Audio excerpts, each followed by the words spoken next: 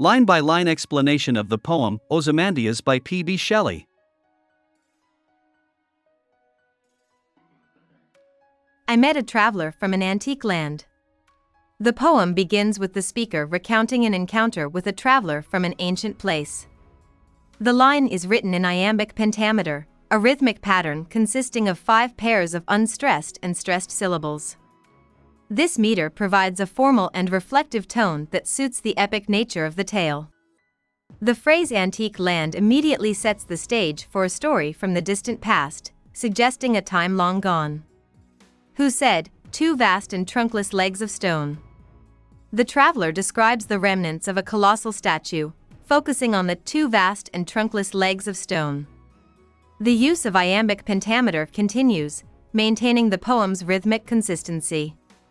The description of the legs as vast emphasizes their grandiosity, while trunkless indicates that the statue is incomplete, enhancing the theme of ruin and decay. Stand in the desert. Near them, on the sand.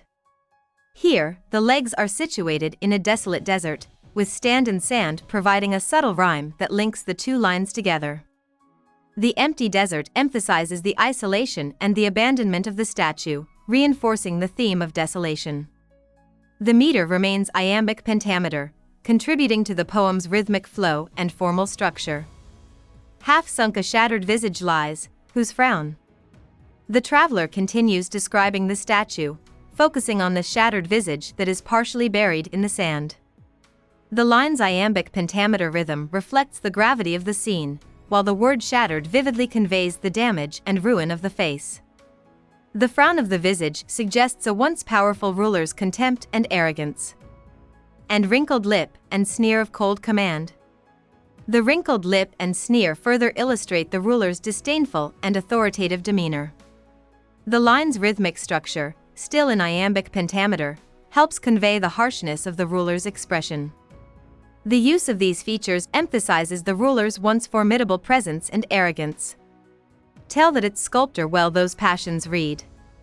In this line, the traveler reflects on the sculptor's skill, noting that the sculptor captured the ruler's emotions accurately. The iambic pentameter continues, maintaining the poem's rhythmic regularity. The phrase "those passions read" suggests that the sculptor understood and immortalized the ruler's feelings and character, which yet survive, stamped on these lifeless things. Despite the statue's ruin, the ruler's emotions are still evident in the lifeless things. The continued use of iambic pentameter adds a formal tone, while survive and stamped highlight the persistence of the ruler's passions even in death and decay. The hand that mocked them and the heart that fed. The hand that mocked refers to the sculptor's creation of the statue, which ironically reflects the ruler's arrogance. The heart that fed symbolizes the sculptor's emotional investment in his work and the ruler's pride that sustained the creation.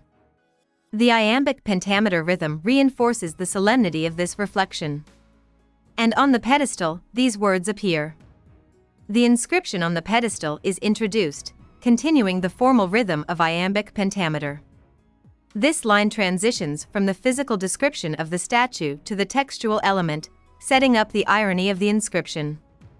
My name is Ozymandias, King of Kings. Ozymandias boasts about his status as King of Kings, highlighting his extreme pride and self-importance. The line's iambic pentameter rhythm underscores the grandeur of his claim, making the ensuing irony even more pronounced. Look on my works, ye mighty, and despair. Ozymandias challenges others to look upon his achievements and despair.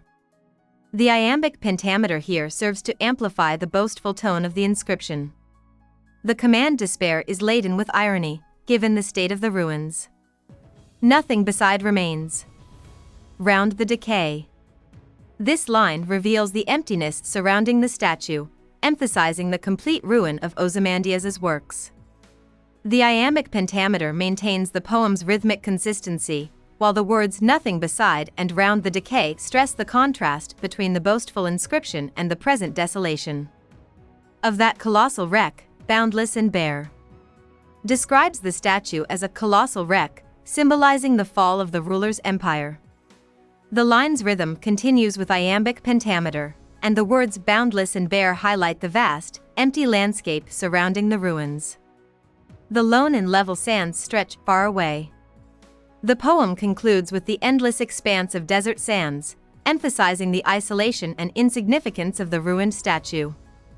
The iambic pentameter rhythm remains, reinforcing the poem's formal structure and the theme of the transience of human achievements.